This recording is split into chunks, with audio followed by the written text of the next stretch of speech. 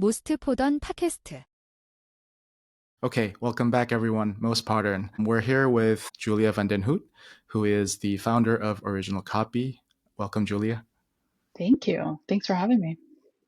So, Julia, today I hope to hear your experience and thoughts about the writing and architecture. You have an academic background in art history, I believe. What initially drew you to the field of architecture?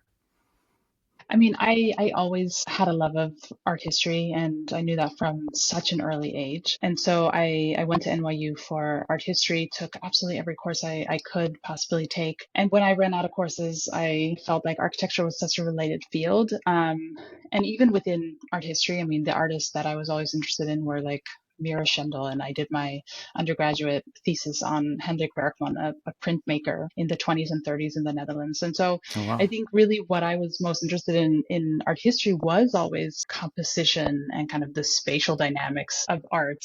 And I think that's really where that was such a natural bridge to architecture at some point. I see. So after you graduated, did you find an avenue where you can enter straight into architecture?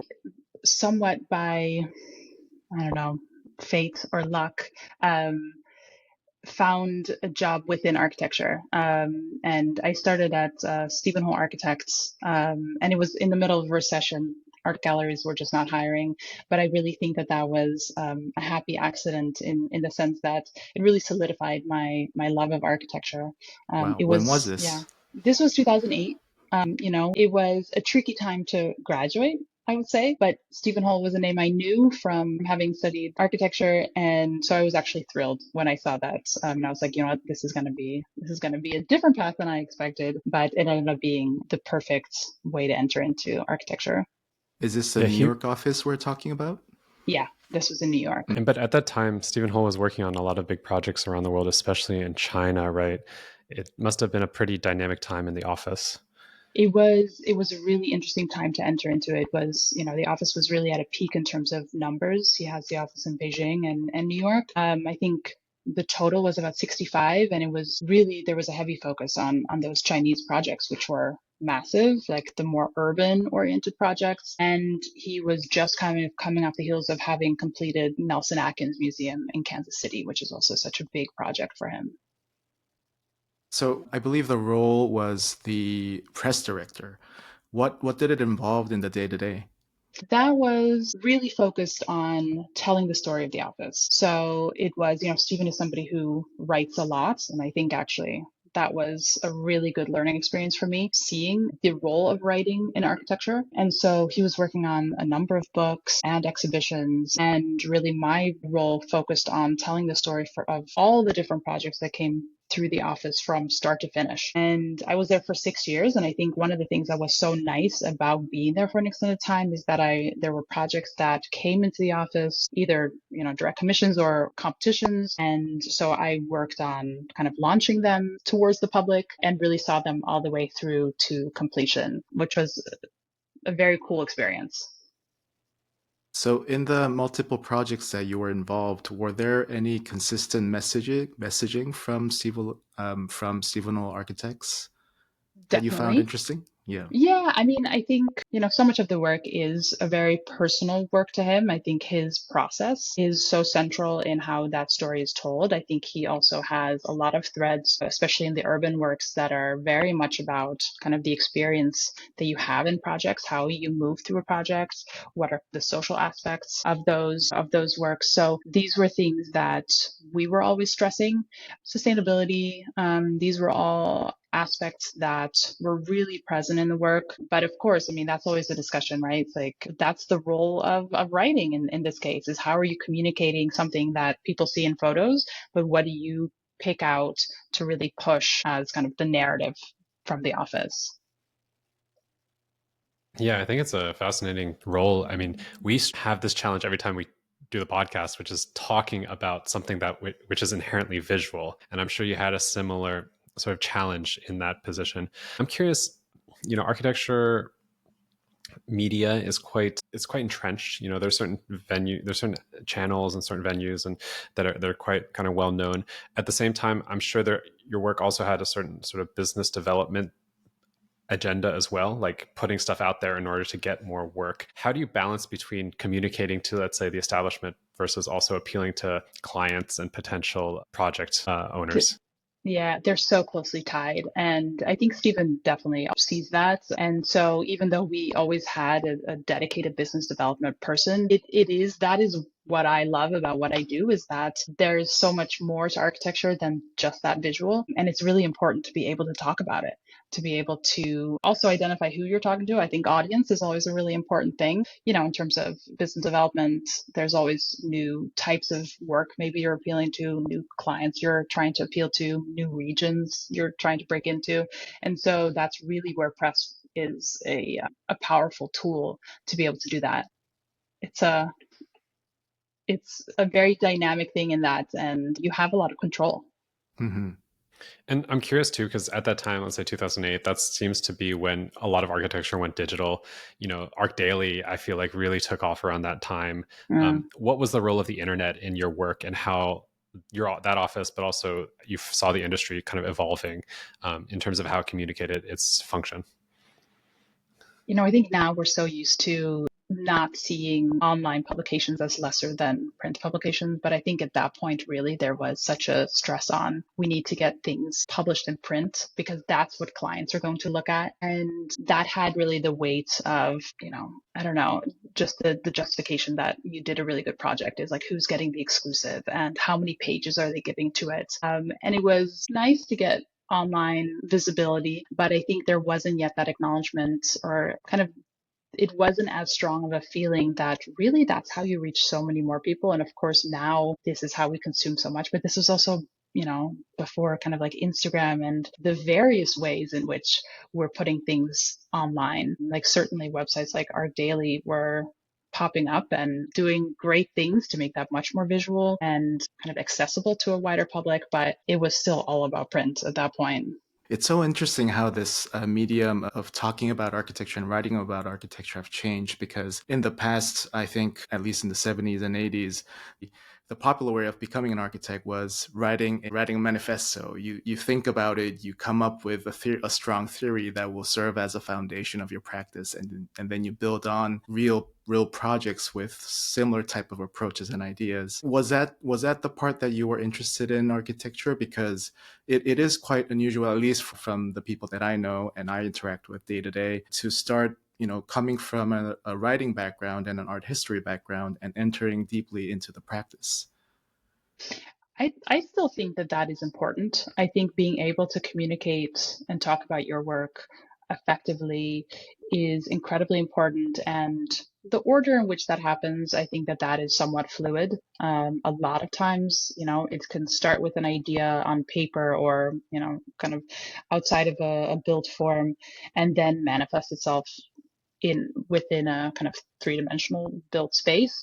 Or it can be the other way around. It can be that as you're working on a project, I think that starts to form, especially as you grow a body of work, that you have a lot of times that also starts to clarify ideas. And so that is somewhat of a reciprocal relationship.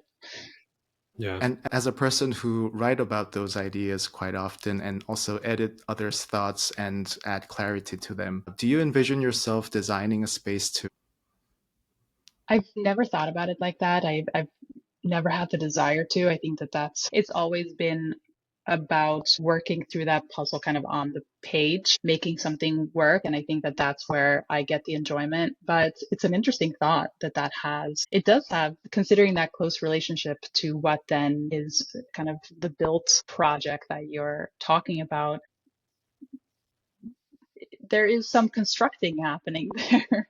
Yeah, because I mean, the architect that we know that, Alex and I both worked for is famously started as a screenwrite and an editor and a first, and then become the architect. So I was just curious if there is a, highway of thinking that leads you to that route. But yeah. But I find too that writing is just very helpful, even if it's just scribbling some notes down, because a lot of times you have all these rules and principles and strategies that are in your head. And for me, I have to get those ideas down as sort of those guidelines that will help me then design the project later on. And also when I advise students, I think there's a, like you said, Julia, there's an important reciprocal relationship between ideas, thoughts, and then I think clarifying them through writing, and then also the form and how those two work together. I also tend to find that writing is nice because it's faster. And, a building can take years to one, design and then produce and then construct, versus writing you can do relatively quickly. And so there's a greater sense of agency in that, which I think is healthy for a discipline which tends to take a while to sort of produce things. But I think what you often see is that,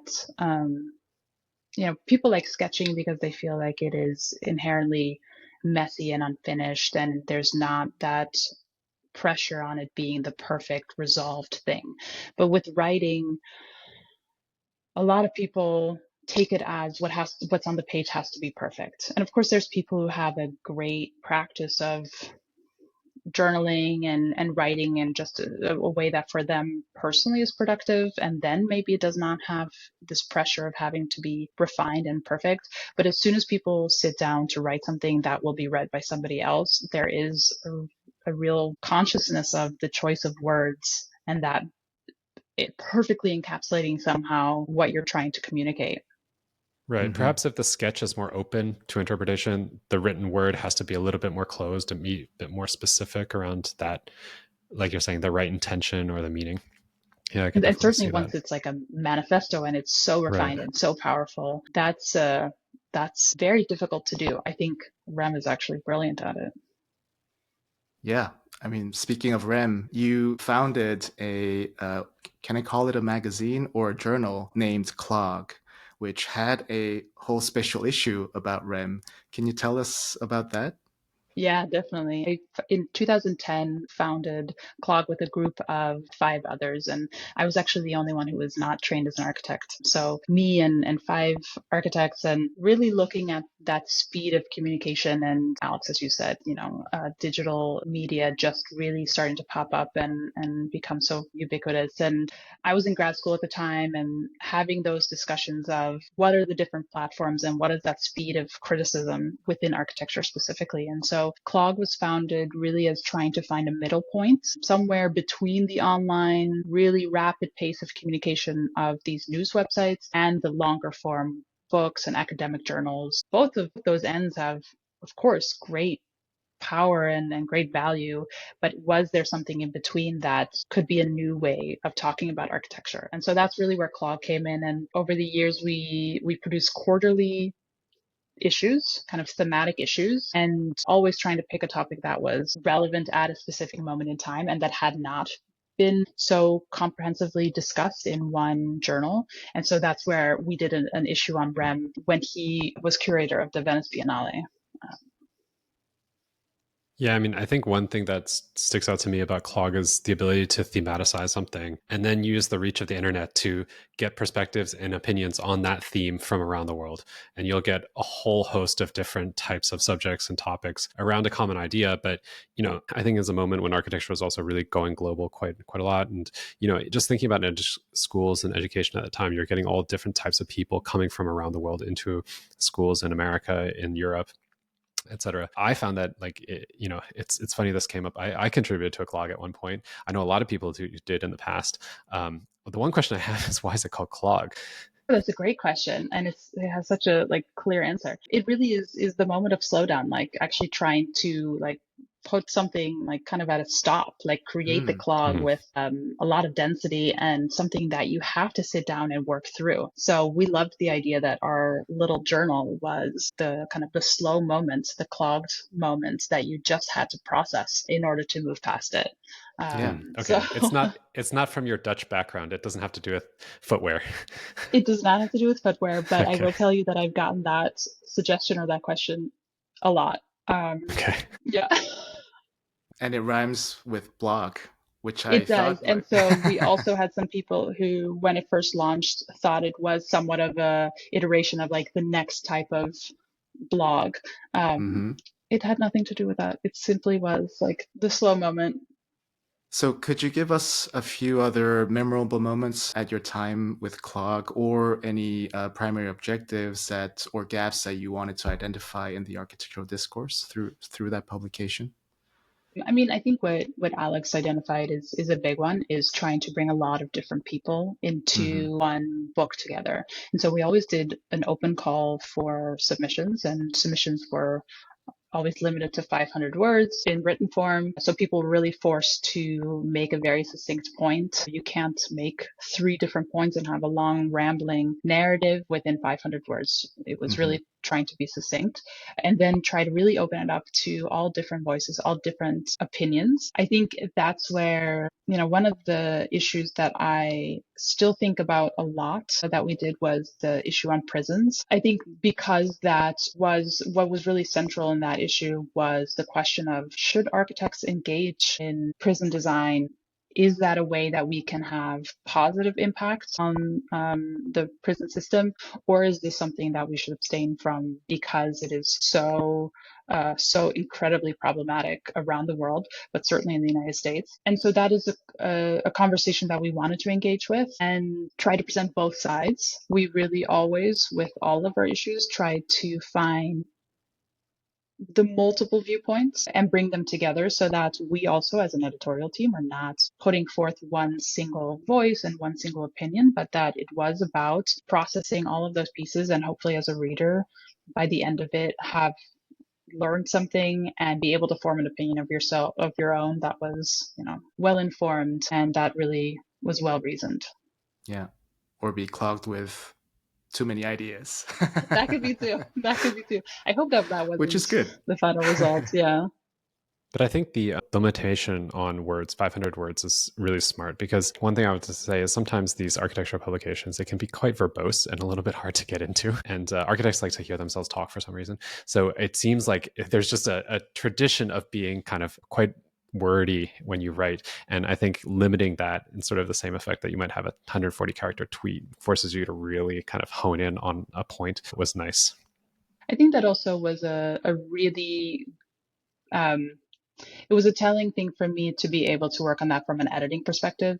It's a challenging feat, asking anybody to make an argument in 500 words and make it compelling and give examples and kind of use the language you need to use to make your argument, but not kind of go off on a tangent. And so from an editing perspective, that also really taught me a lot. Yeah, I see CLOG as, I mean, the fact that I have a copy, Alex contributed it. It does show that the architecture field is kind of a tight world and tight Yeah. space. It's very difficult to have a journal launch this successfully that people know about it. What did you do differently? At least the first chapter of the journal is come to a conclusion. Is there any plans for the next chapter? I mean, I think the beauty of it was that we went into it naive and inexperienced and young. I Yeah. mean, we were cranking them out, all having a full-time job, and so it was a nights and weekends, blood, sweat, and tears kind of situation where every issue sold, that money went straight back into production. So we had an amazing team, really some really great editors and graphic designers and researchers have worked on CLOG with us. Sometimes that naive starting point is really what you need to make a project like this happen. Also trying to sell to bookstores, that's a whole different system to try to navigate, and something that we just didn't know anything about, but I think learned as we went on. Julia was actually the editor of the upcoming book Value of Design, and that's something that we're also trying to crack. Can you share some tips if you have any? How do you crack into bookstores? I think what we have to accept is that a lot of it relies on the authors. It's a lot of hard work and dedication, always. And one of the things that's also always important to me is that, you and I have talked about this, like a book is kind of feels like a closed moment. Like you write what you write and then you put it out and it goes to print, and it doesn't have that openness that an online platform has, where you can keep going back onto a website and edit what you've written, take something out if you no longer agree with it. Like a book, you've put it out there and it is there for everybody to read. But I always also think it's important that it's just the start of the idea, and that it continues in other formats, like book talks and lectures and dialogues with people who have read the book and get their response to it and feedback. And so that it kind of has a life after the printed form, and that it continues on. But that really requires hard work. It means that you have to go out and try to seek out those conversations. Yeah. Knock some doors. Exactly. You got to just go for it. Yeah. And so if, writing a book takes a long time as well. It's not an easy process, I think, for most people. And so hopefully if by the time it's published, you're not sick of it, you still have kind of the bandwidth and energy to keep going. One of the things that was important with CLOG is that we were trying to pick topics that were always relevant, and doing 4 a year, we tried to also make them vary. We did some on individual firms, some on more larger processes like rendering, something that's much more embedded in kind of the practice of architecture and how we visualize things, to focus on cities like Miami. And so the nice thing was kind of that deep dive into one topic at a time for a couple of months. And I think it was successful in bringing people together. And sadly, at some point, we just couldn't keep it up. So we had to shift gears somewhat. Right. Is there an shared idea that at some point it might come back? There's a couple of folks still working on it from kind of the original core team trying to put out new issues. I think the idea is still so valid as a platform. And so I do have hopes that it's something that in that sense can continue on. Right. And did that then lead to you launching your own firm, Original Copy? It was definitely an important part of me also trying to think about what I was doing with my kind of, let's say, day job. After 6 years at Steven Holl Architects, I was definitely interested in trying to see how I could adopt kind of the CLOG model in some way of working on multiple projects with multiple voices and continue that professionally. So that's really where my decision came from to start my own practice, my own studio. Can you give us an overview of your practice, what you specialize in, and the key areas of focus? Yeah, I founded Original Copy in 2014, and one of the things I always knew I wanted was for that to be also focus on multiple things. I have always kind of back to probably my starting point in art and art history. I always loved curating, and obviously have a deep love of books. So Original Copy was always trying to be able to be all encapsulating, like have kind of the flexibility to work on a book project or a writing project or an exhibition, or maybe it's a symposium or a podcast. It can come in many different formats. So it was trying to build in some flexibility for myself to really do the things that I just enjoyed. You're great with names, by the way. And Original Copy, I think the name itself is also very intriguing. How did you come up with this name? I think it's obviously a wordplay. It's nice that it embeds like copy, the idea of like that is the written content. But what I like about it is that it also has this idea of like a play between things, kind of a dialogue between the original and the copy, of passing back and forth of those things. Plus the idea that nothing is really original. I mean, Right. people can do wonderful, innovative things, but it all has roots or a lineage of something that it's either responding to, reacting against, connecting with. So I think that tie together was what I enjoy about the name. Yeah, I think it's an amazing name because you're not the producer or the designer of things, but you give it a story and you give it a life, and you also give it a chance to be represented from multiple dimensions. So I think it's a great name that actually questions what is original and what is copy, and that encapsulates your contribution to the work that you do. Thank you. I mean, I've definitely had, here and there, I still get phone calls from people who just think I'm a copy shop and ask if I can produce certain number of color prints. But yeah, I think that it has been a successful way for me to work on a variety of projects, and that's really all I ever wanted. Maybe you can have a copy shop open. Copy shop opened as a branch, selling amazing copies of the books that you worked on. Yeah, I'm curious, Julia, when you started Original Copy, did you have a couple projects that you were working on the side that you were then going to dive in full on with? Yeah, I mean, I'm the type of person who likes to plan things, and that kind of blind jump into nothing would have been too much for me to handle. So I did have a book project that actually never ended up being published, but that allowed me to make that jump. But I really found that once I kind of announced that I was doing this and, sent that to my contacts, the response I got was so enthusiastic. People were really excited about it and excited to work on things together, new initiatives, exhibition proposals. And so that felt really invigorating and exciting to suddenly go from working with one office internally and where I truly learned a lot. And I am very happy to have had that experience to suddenly having this moment that really felt like I was expanding in an exciting way and diving into a different aspect of kind of the larger field of publishing and talking about architecture. So are your clients, the majority of the clients, mostly architects? Yeah, they are. Yeah. I see. The conversations I'm having on a day-to-day basis are still always solidly architecture and coming from individual practitioners or firms.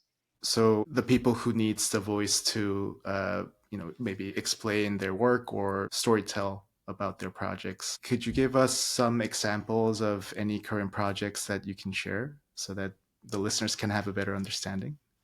Yeah. I mean, I've always enjoyed working with a variety of offices also in terms of what they focus on and where they are within their kind of career or trajectory. And so I am working on a couple of books with smaller offices based in Brooklyn. And then obviously just wrapping up the Value of Design book with you, Minku, which has Right. been, a process, an exciting one, but it has been a process. I'm also working with Lever out of Portland on their upcoming monograph. And then, simultaneously, I work on exhibitions. So that was something that I always envisioned and did several iterations kind of under the Art Omi umbrella.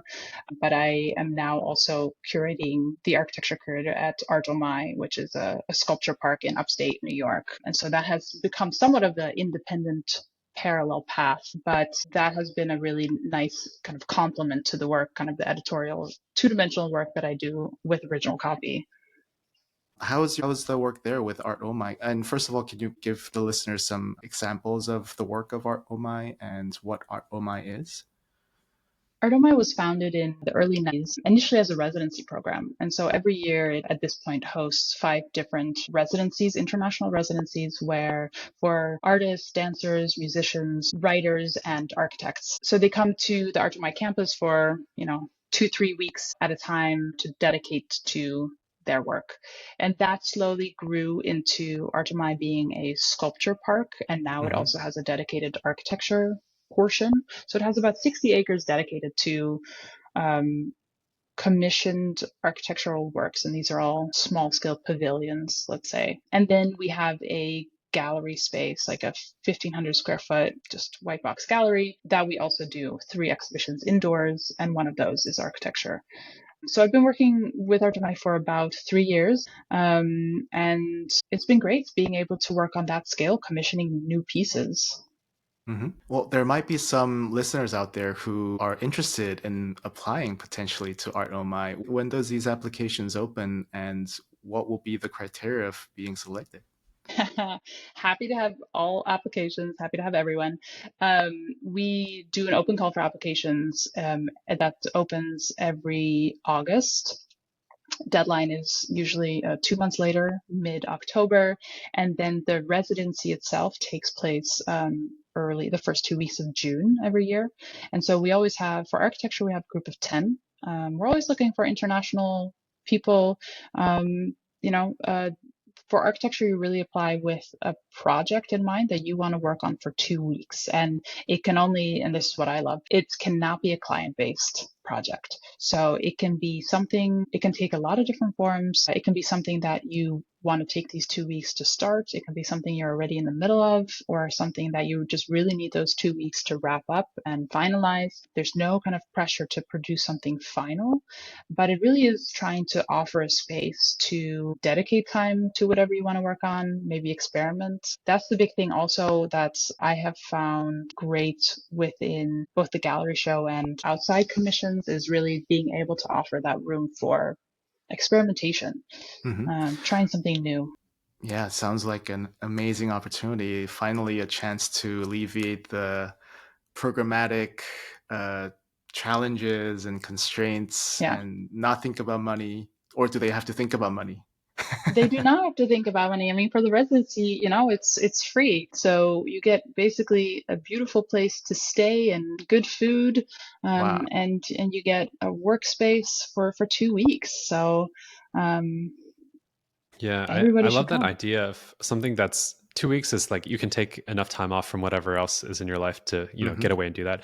But it's also like we have so many, I mean, it's going back to what we were talking about before, there's so many influences and there's so many things that we consume on a daily basis that, at least on my side, I find it difficult to find time for like focused, dedicated, deep work.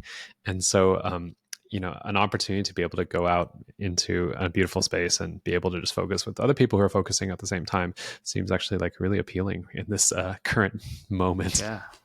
And I think that, I mean, for you guys, you'll be, you can tell me, but that everybody besides the work that they do on a client basis, or for whatever firm you work for, or if it's your own office, you have other things that you're interested in, and having the freedom to explore those.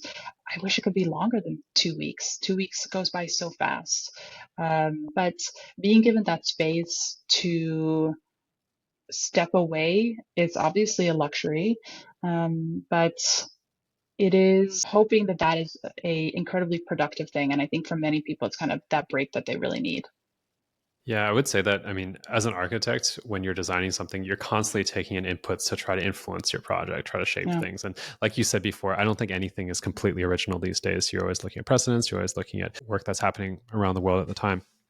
So I do think that being able to sort of focus and take some of those things that you input in and then pull them back out and work on other things, at least for me, it's always something that I'm thinking about. There's just not enough time in the day or the year to get it done.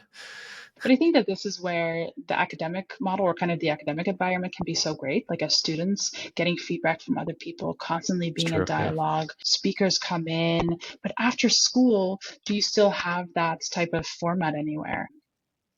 I think it's hard to replicate, to be honest. And, there's a lot of criticisms of the studio environment, that it can be quite intense, that it can be kind of overbearing sometimes. But I do think like there aren't many other programs that I can think of where you get a dedicated space to work on whatever, well, not whatever, but sort of whatever comes into your mind and start to create something. I also think that there's something both in writing as well as in design that's really just therapeutic, which is making something new, making something that doesn't exist before. And I think as one gets into the profession, everybody has that feeling of, man, if I could only just go back to those times when I was just cutting foam or making renderings or doing that type of thing instead of Excel and billing and all those other things that comes along with the business that is necessary, but is not it's not really the reason for being for most architects, I would say.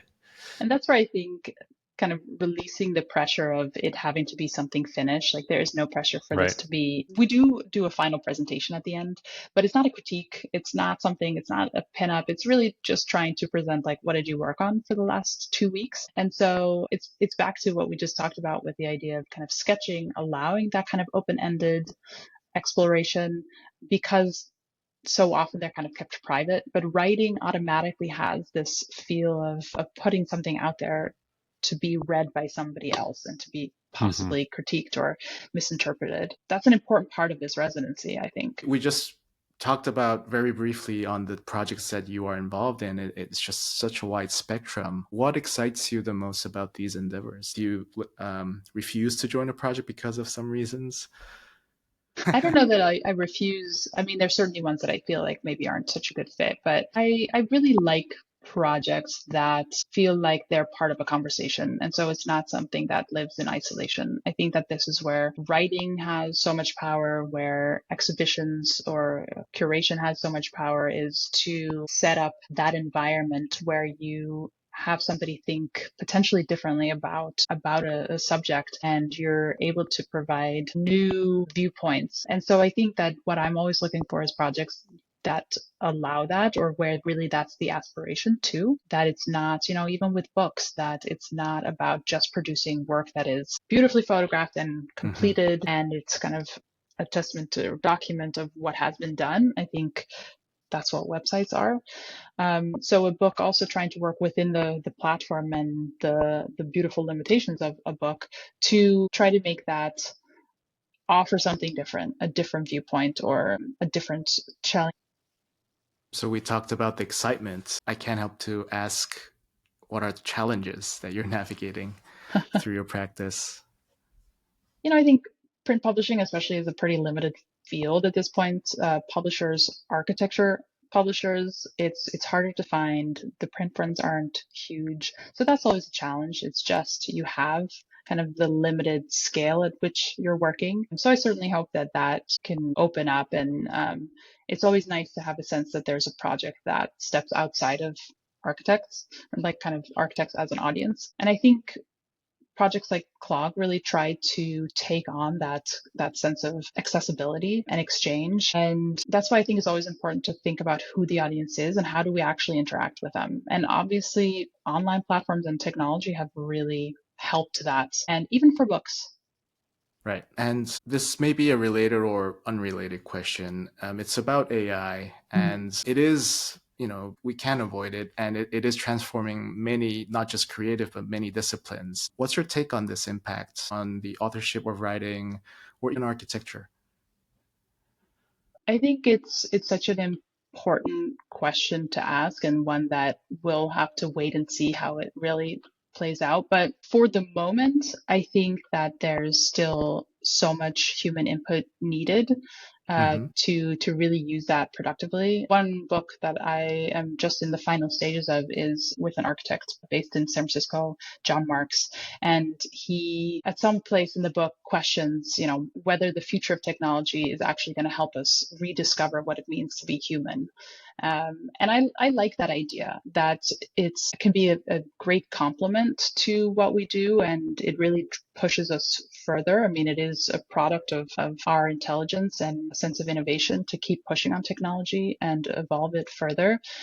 So I think I am watching it with amazement and interest to see what it can do. I've certainly tried it with writing, and it's clear to me that it's still far from producing something as good as what we can produce, but I think it can be a great tool. I mean, I'm curious for you in a design field, how it feels. Like, I think that's really where it's the authorship is an interesting question. Right. We did have Deho, for instance, on our podcast, who is actively experimenting with DALL-E and other visualization AI tools. And he is a full-time designer at a reputable firm. His perspective was it cannot be something that's harming, and it will be only a benefit, as it is a generative tool and it lacks certain accuracy that evidently required in architecture. So as a generative tool, it has this advancement in speed, and you can also refine it in a very short amount of time, very low amount of effort. So maybe he was stating it as a positive, for at least for the newer generations who wants to start their own, who has a strong kind of sense of what they want to do. It will only be a benefit for them. And I tend to agree. I mean, I am a sole practitioner, and I also I get a lot of help from ChatGPT in organizing and, just not articulating, but generating new emails and stuff. And that I can't help but say that it is very helpful. But I think in those types of platform, there's also such a reliance on the input that you give it and the Yeah. specificity with which you can articulate that. And so the more precisely, I mean, the same with things like Midjourney. And I mean, the more precise you can be on what you're putting in, the better the output is going to be. So it still relies on a really strong idea of what you want as a user. That idea of like design, it's still, even though you may not be doing it yourself in terms of production, in terms of the idea, kind of the intellectual side of it is still needed from you as a designer or as a writer or as an editor. I find that to be such an important thing to maintain and to keep in mind. And that's where we're still needed and where there's so much work left to be done. Yeah, I would also say that this conversation has made me think about how actually design has had the benefit of having to change technologies every couple decades, actually pretty recently. I mean, if you go back, even within our sort of career, I think, Minku, you probably have used pens and slide rulers. I did when I was really... How do you think I am? Hey, I did too. I was the last class in my undergrad to use them. Right. And so we've gone through those multiple generations from basically analog to CAD, which is basically digital drafting, to 3D modeling, to BIM, which is an advanced version of that. Maybe writing is a little bit different in the sense that the way that you write hasn't changed so much. I mean, you go from pen to typewriter to a word processor, but the sort of formulation of that writing hasn't been as drastic. And so maybe there is a little bit of a disconnect, a little bit of a difference between the two. I think I'm hopeful that maybe because in my career, I've had to switch from these different technologies, that architecture can adapt and really use AI more as a tool rather than as an agent. I think that in writing, though, we're a little bit concerned. I'm concerned too. I'm not a writer or anything, but I'm concerned about the agent quality of AI and the ability to just kind of replace somebody's, need to formulate their own thoughts and clarify them for themselves. I think as long as our demand for quality is maintained. I mean, yeah, it can produce something and it may not be an issue if it's a badly written email that you could certainly probably do a better job of writing if you really sat down and was forced to do it. But because it is reflecting us, my hope is that we'll continue to try to use it as a tool rather than just an endpoint. So looking ahead, what are your long-term goals and aspirations for Original Copy? How do you envision its future? To grow, of course. I mean, I think being able to take on more projects, and what I have liked is, one of the real pluses of kind of the pandemic was that people are so much more open to doing things virtually. Being able to, through those types of platforms, work with more international firms has been really great. During COVID, I was already incidentally working on a book with a firm in London. And so these are, at that point, people that I had never met, graphic designer in Amsterdam, and it worked great because of these tools.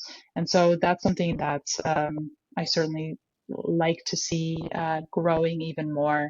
And I always enjoy, as much as I love books, I love working on projects that maybe are not books, projects that, look at other more creative platforms that seem more suitable to it. That's always the kind of the fun game of, is it a book? Is it a website? Is it a event series? Right. Alex, do you have any other questions before we go to our last one? No, it's been a great conversation so far. Okay, why don't you give her the last question? Okay. Julia, we have a tradition on this podcast to always ask our guests where they think we are situated, what era we're in currently right now. We, the host, Minku, and I, and Libo, who is not joining us today, we think that we're in a state of flux. And maybe from your perspective, coming from your world, where do you think we are and where do you think we might be going? I would agree with that. I mean, I think that it seems like things are so rapidly evolving all the time. I think it's hard to put like one word to it, but I do feel like we're constantly experiencing a sense of instability and shift. And in some cases, that's great because it's driving us to always innovate and always try to be ambitious and go forward. But simultaneously, I think if we look at climate, there's certain things that we've already done so much irreparable damage. So it can also certainly be an evolution towards a worse future. But I imagine that always has felt this way. I mean, is there ever a time in which those things the world wasn't seemingly shifting? Maybe now it just seems more of an international or kind of a global shift. And so you can no longer really say that things aren't affecting you within your day-to-day life. It seems like we're so exposed to kind of the global trends of things constantly shifting and developing, good ways and bad. Yeah. I always think about when I think about, well, when I'm upset at the way things are, I always think about that song "We Didn't Start the Fire" and realize that was from a long time ago. That was the previous generation that wrote that song too. So they had maybe a similar sentiment. But no, I love the way that you're also talking about how it's probably it's inescapable now. You can't sort of sit out of the game, so to speak. And yeah, wherever you go, because of technology, we're all connected and interwoven. And hopefully that's a positive. It has so much potential, but it's also inescapable in the ways that it has already just caused immense damage. Right, right. And I think that the hope is that, well, inevitably, when we are more connected, the conversation gets larger. I think the hope, there still needs to be work in terms of how do we make sure that conversation stays on target, it doesn't get out of hand, it's productive. But I'm an idealist when it comes to that. And we should obviously always end on a positive note. We can't end on destruction. Yep. Well, with that, I think it's a perfect timing to wrap the podcast. And by the way, we're entering a new era with a new president in the White House. So very exciting to see what the future involves. So thank you so much. It was Julia van den Hout, founder of Original Copy. For the listeners out there, if you haven't already, please follow, subscribe Most Pardon on Spotify, YouTube, and Apple Music. Thank you, Julia, for joining us. Thanks so much.